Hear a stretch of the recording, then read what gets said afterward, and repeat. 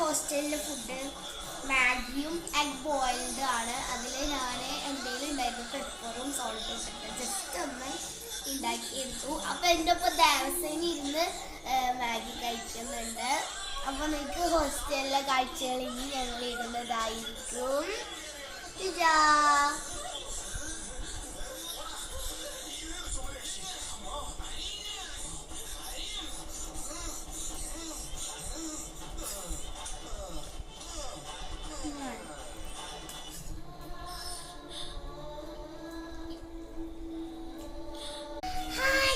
അപ്പോൾ ഹോസ്റ്റലിലെ ഫുഡാണ്.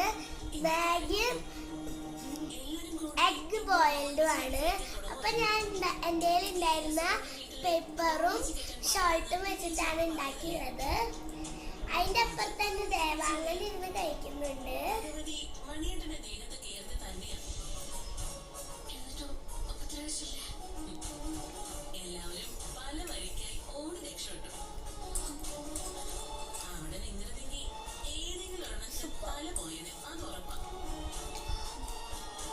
ഇന്നത്തെ വീഡിയോ എത്രയുള്ള ബൈ ബൈ. ഇവർക്ക് വല്ലതും മനസ്സിലാവും.